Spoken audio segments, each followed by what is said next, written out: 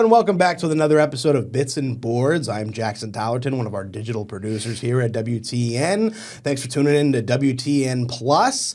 This is another edition of 10-sided dice on Bits and Boards. We're going to be playing Dungeons and Dragons today, 5th edition, and this is part 2 of our adventure into the abandoned city. And I'm joined, of course, by my lovely friend and digital producer comrade, Kristina Handy. Welcome back, Kristina. Hi. Thanks for having me. Oh, my pleasure. Thank you. We are continuing our journey with our main character here, Melvin the Magical, the high elf diviner wizard, level 2, and his companion and familiar Chauncey the cat, who I realized hindsight last time did not get a lot of screen time, so we'll try and get Chauncey more involved this time. For anybody who was not here last time, go check out our first episode. You can see we're diving into some D&D. We're doing a one-on-one little micro adventure with Kristina here, who this is technically her second time now playing Dungeons and Dragons. So the Band-Aid's been ripped. You're a veteran now. And we are, let's see, we're moving right along with our journey in Melvin. Melvin has come to the abandoned city of Brundheim, this dungeon of this ancient city of dwarves, just outside the town of Dewford in the Foggy Mountains. All sorts of fantasy stuff getting thrown around there. It's just funny because something, we're here in Bimple Bob with our our characters, Dulog. Well, just hold on to that thought because we're meeting some new characters today that you're going to love if you like that kind of thing. So last time we played, last we left off, as they say, Melvin had made his way to this abandoned city, into the mountains, trying to get his adventuring life going, looking for a little bit of adventure, looking for a little bit of treasure, maybe, and enough coin, perhaps, to kind of head back into town and start building up his own adventuring party. Maybe Melvin will have some more friends to journey with. Right now, it's him and his cat, so Melvin had made his way into the like tunnels of the mountains in this old city, kind of like the outskirts of it, and he ended up coming to a forked hallway. One hallway, the left side, he had heard the sounds of somebody kind of like having like either a tea time or like a meal, the clinking of like plates and silverware and saucers. And the other hallway, he had seen a couple of crates that had been stored in front of a second doorway. 2 different hallways.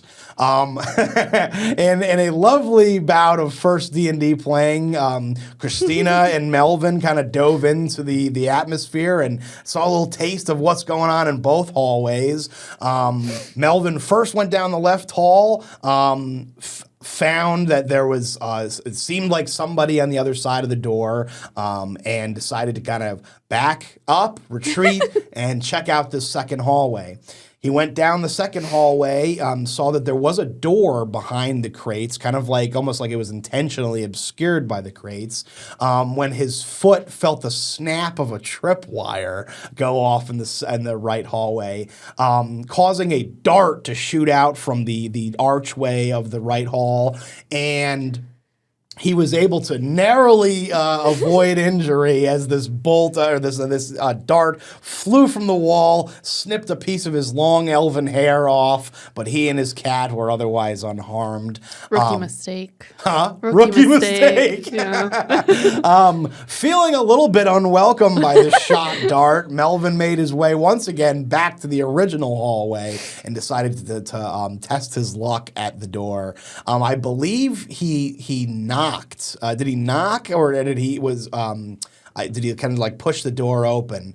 Either way, he found inside a frog sage, a frog man, this like kind of like stout frog with like wizard robes, only about like a foot tall man, big wide brimmed hat, kind of like Melvin's wizardness going on, and this frog sage he introduced himself as Roberto, and he had told you, he kind of asked Melvin what had been going on, what he was doing in his chambers. Melvin explained he was adventuring, and Roberto the sage advised him, hey, if you want to do some adventuring, you want to help a guy out, get a little bit of coin maybe in return, you should go deal with these goblins down the right hallway that you had already been familiar with the right hallway. He said that they've been causing some trouble, and that Roberto would reward Melvin for doing away with them, whether that means defeating them in battle or, convincing them to shoo from his corner of the dungeon. He said that the city path through the mountains also continues through that right hallway. He said he kind of implied that his room is a bit of a dead end, whether or not Melvin believed him about that.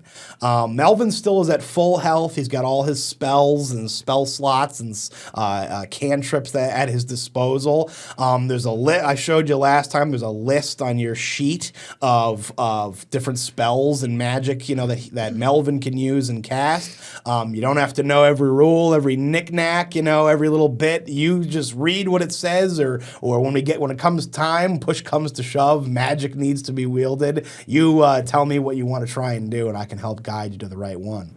And we'll roll some dice if need be.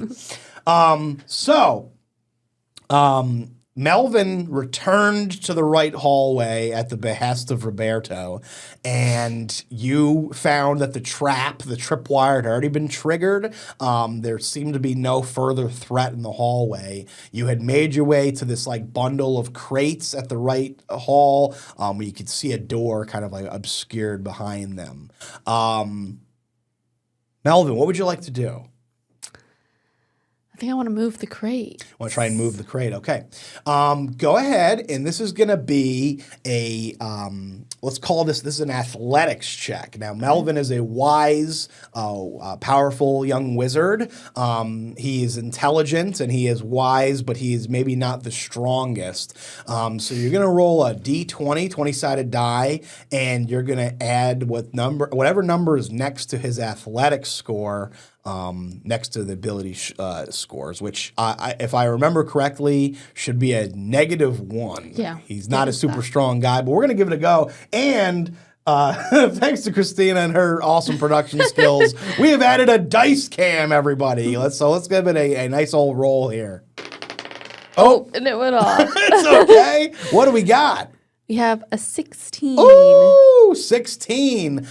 So you'd add his modifier for that, which is -1. 15. Down to a 15. Still, honestly, an incredible roll for Melvin.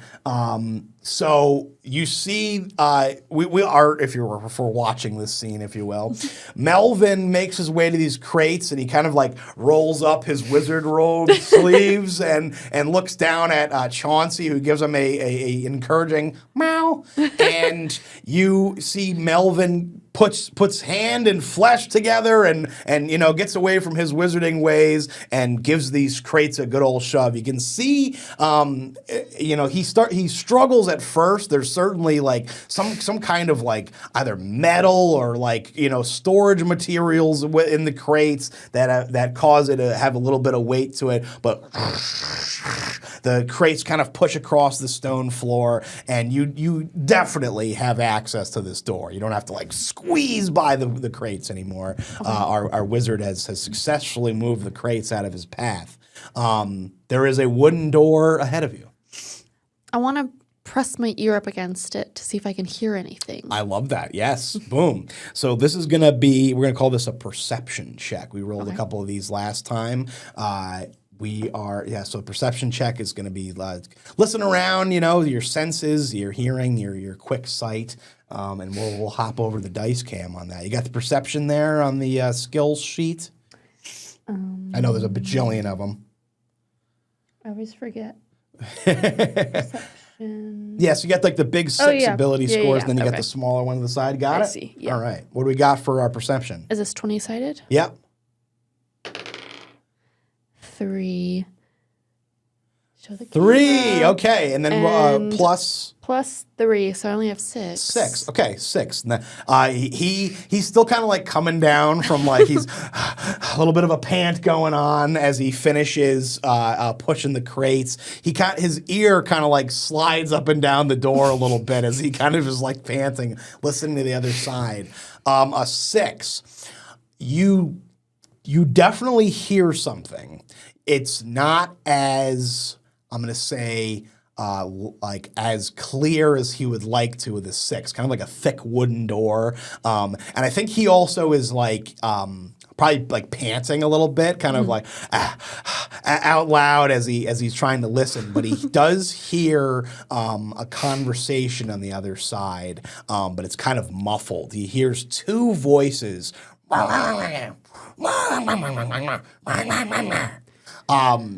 Now, on the bottom left part of your character sheet, there should be a little square called like proficiencies. Yeah.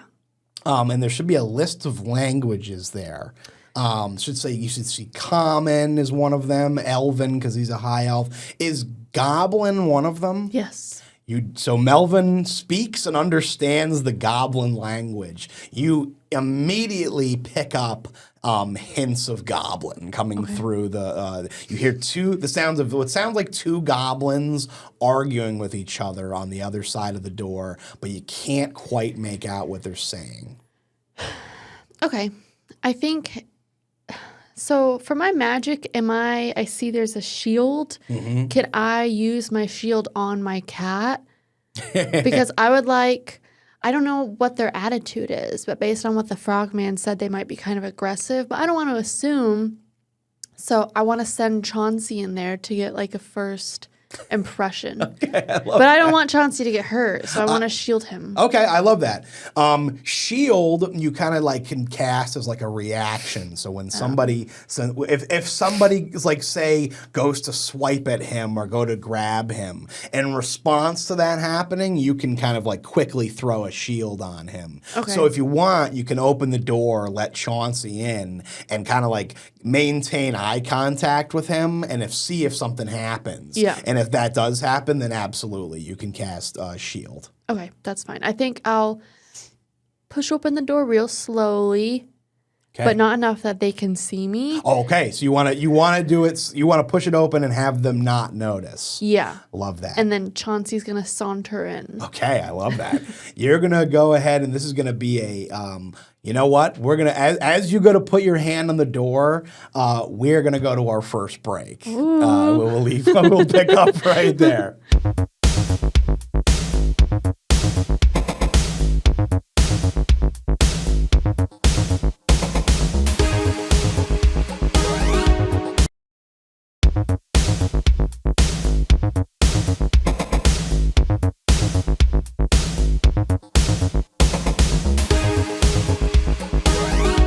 And we are back on 10-sided dice and bits and boards here. Melvin the Magical is continuing his journey through the abandoned city.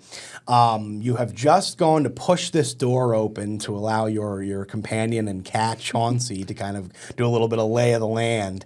We're going to start with this is going to be a stealth check. You're going to see how well you can quietly push this door open and not have whoever's inside seem to notice you. Oh, yeah, we got a good dice game. Thanks. I got a 16. 16. That's another high roll. Very nice. Plus 3. Plus 19. 3. 19. It's like the door, you push it open, and it's like there's like a little handle on it. Oh, yeah. There's a little handle on it, and that you're able to kind of twist and pull just with enough finesse that it doesn't even like make like a clicking sound. Oh. And you are able to just kind of like use your shoulder to push the door the rest of the way. And it doesn't, you kind of like wait for like that agonizing like creak of like an old door to open, but it doesn't seem to happen. You very stealthily push this door open. You look into the room and you see what looks like kind of like a break room. Like, you see like a table, a couple of chairs, kind of like dimly lit. There's like one torch and a sconce in the room. And you can see that there's like little bits of like abandoned plates of food and around. You see around the room, other like crates and barrels. This had to have been, if not currently being used as one, at some point, like a rec room or like a lunch room for the dwarves that used the city here long ago. It is currently occupied by two people as you enter this room. You see these squat humanoid figures. I'm going to say they're probably like 3.5, 4 feet off the ground, kind of like leathery skin, hues of like greens and browns. You can see like a haggard, like 5 o'clock, like shadow situation on both of them. They're wearing like what appears to be like leather armor and have like long knives at their belts. Okay. You see and recognize 2 goblins that are in the throes of a kind of an argument between the two of them.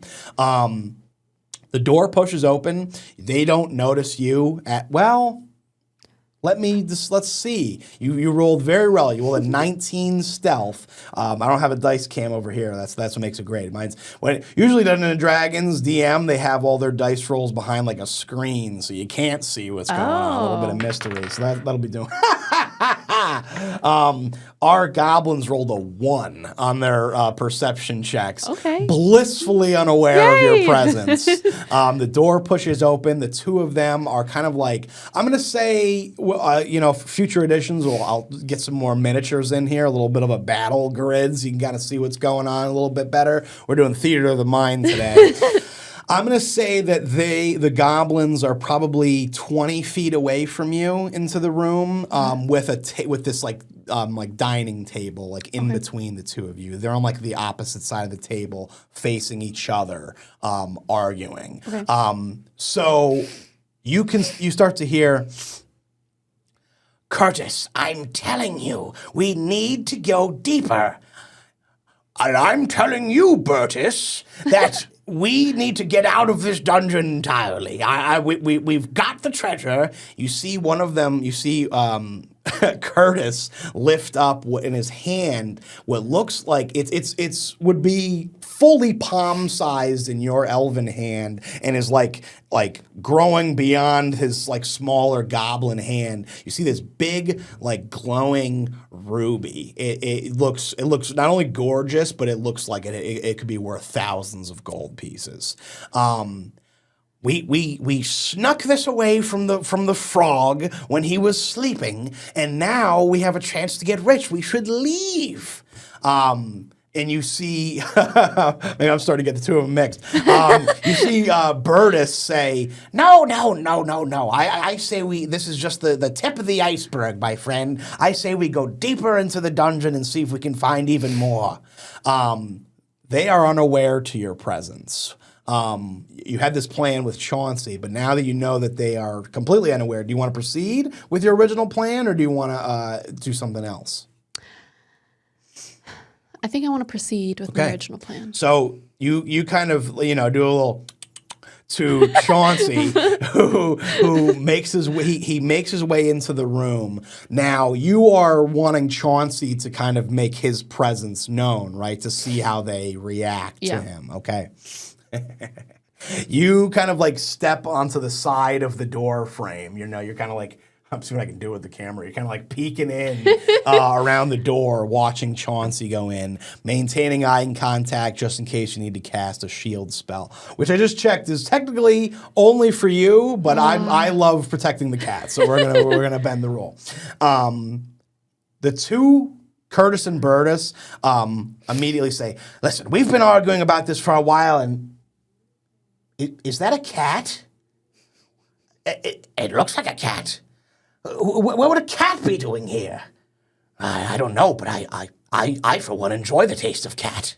And you see that the two of them start to draw knives from their belts. And Chauncey kind of like looks back at you. We are going to... Melvin, it is time, my friend. We are going to go to what in D&D is called an initiative roll. Initiative is rolled when the gloves have come off and people are making actions, possibly life and death decisions, and it needs to be determined who moves first, who moves second, and so on. So we're going to go to initiative. You're going to be rolling for me your trusty D20, and there should be right at the top by your health, your like hit points. There should be a number listed called initiative. Up by the speed, maybe. Oh, +3. +3. Okay, so that is your initiative roll. You go ahead and let's check it out. I'm slow on the dice cam here. I just want the record to show that doesn't matter what I roll, I would go first for my cat. But I'll roll. I got a 15. Ooh, big. +3, right? So that's Yeah. 18 total. That is going to be pretty high up there in the initiative. So I'm writing down the initiative order. So Melvin is ready to spring into action to protect his cat, Chauncey. He got an 18. I'm going to roll for, technically, Chauncey will be acting on your turn as well. So you and Chauncey are going to go with the 18. Okay. I'm going to roll for Curtis, and I'm going to roll for Burtis separately. So this is Curtis's roll. They get a +2 to theirs. Oh, my goodness. Curtis got a total of a 21. And No. Burtis got a 15, so he's What? going after. So the order is going to be Curtis, then Melvin, and then Burtis. So Curtis is up first here. I'm going to make a roll. Curtis, you see him kind of like he gets probably like he goes around the corner of the table. He's got his knife in his hand. He's looking for this cat. He thinks it's dinner time for the goblin. When you see him stop in his tracks and he kind of looks around and you see him go, I smell elf, and he looks dead in your eyes in the doorway. I had him roll a perception check in which he rolled another 21. Curtis is on it right now, and he sees you in the like kind of like watching from the doorway, and you see him immediately stop looking at Chauncey and say, "I would prefer elf for dinner, I think." And he starts to make his way toward you. So I said he was 20 feet away from you. He's able to run around Chauncey to you, and he has his knife out, and he has a 30-foot movement speed, so he's able to close the distance, and he is going to swing his little knife at you. You have your hit points and your armor class there on the top right, I think, right? So I believe something like 18-ish hit points. Yeah. And is your armor class 15, 16? My armor, 15. 15, yes. I believe you have a, for any of the rules fans out there, I believe Melvin has a magic robe or a hat that is boosting his armor class up on his first adventure that his mom knitted for him. So 15 you said, right, the armor class? Yeah. All right, so he's rolling, and that is the number he's trying to hit. If he hits that number, he is going to do some damage to you with his knife. If he fails at that, he is going to swing and miss at you, Melvin. So here we go. Nervous? That is a... I'm so sorry. Curtis is on it right now. He gets a 19 total. So... rolling a separate die, you see Curtis the Goblin run past your cat, run up to you out in the hallway, and you feel a little like dagger stick into your side. You take 3 points of damage, so you go from 18 down to 15. You can kind of mark that down for yourself. Melvin, you've been stabbed. What would you like to do? well, I want to use my magic. Okay. And I want to say to him as I do my whatever spell I'm going to do, I'm going to say, and I'd prefer not orc. My gosh, I'm listening to the Hobbit. The Hobbit. And I'd prefer goblin for dinner. Oh, throwing it right back at him. Okay. So you have a few different spells at your disposal. You got a guy right in front of you, and then you got another guy, I'm going to say still like 20 feet away, but you know that he's not going to be staying far for long. Somebody has entered their room. Do you want to kind of like... I'm going to say Chauncey is able to on your... So I should say, sorry, it is your turn now. Chauncey is able to like run and like go between the both of your legs and kind of like tuck behind you for safety. Looking back up at you. Dad, he tried to stab me. And he did stab me, son. Do you want to try and like shoot like a blast of magic right at this guy? Do you want to... There's some magic you can do that hits both of these guys from afar, or you can also, maybe do like a burst out from in front of you. There's a few different options you have. I'll do direct at this guy. Direct at this guy. Okay, cool. Go ahead and read some of your spells out for me on the side there. I have Firebolt, Shocking Grasp, Mage Hand, Prestidigitation, Magic Missile, Burning Hands, Thunder Wave, Sleep Shield, Featherfall. Cool. So yeah, Shocking Grasp is a good one. You basically like raise your hand and it like electrifies, and then you grab him with the electrified grasp. And Magic Missile it shoots out little bursts, little bolts of like arcane, little sparks of magic that can just hit him directly, and it can also You get 3 missiles, so you can divvy them out between the 2 guys if you want. Or you can send them all at this one guy who just stabbed you. I'll send 1 magic missile at him. Okay. And where do you want to send the other 2? When you cast Magic Missile, you shoot 3 missiles at once. Okay, Sorry, you have to. Okay. I'll just do all 3. All 3 right at him. I love hurt it. Okay. me. So yeah, perfect. You're gonna take this is the 4-sided die, and you're gonna how you roll this is you take whatever number's on the top when you roll it. It's this one? Yep. Oh no, sorry, the pyramid looking guy. Oh, this one. Boom, got it. So your Magic Missile is each missile does 1d4 plus 1 damage. So you're going to roll that 3 times and add 3 since you're shooting all 3 at him. And you said it's the one on the top? Yep, you got it. 4. 4. 4. Oh my goodness. Uh-oh. 2. So that's 10 and then plus 3. That's 13 points of force damage. Sorry, a little flicker there. You shoot, you say, and I want some goblin for dinner.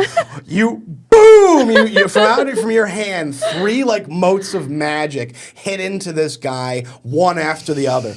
Boof, boof, boof. And on the third one, he fully like falls back and there's like smoke rising from him. Dead goblin, completely destroyed by your arcane magic. Don't mess with me. And you kind of like stand there, flexing. That was Curtis. Burtis looks back at you from inside the room going, as he sees his friend fall down dead from Melvin's magic, and he seems to not want to stick around too long either. So he starts to look around and panic, and you start to see him. He in a fright, you see him drop the ruby and run as fast as he can, and you see he gets to the end of this room that you've stepped into, and there's a little alcove where he slips away out of view. You are left in this room alone with your cat. You can see there's like this smoking pile of magic and dead goblin where Curtis once stood. His knife lays there, and you can see this like ruby kind of like resting on the floor where the other goblin had fled. And that is where we're going to leave off on our episode here. Amid a battle of knife and magic in the abandoned city. Kristina, thank you so much for joining us for part 2. Looks like we're going to have a final part 3 to wrap this all up. And so we'll get to that down the road. Thank you all for joining us here on 10-Sided Dice, and we will see you next time.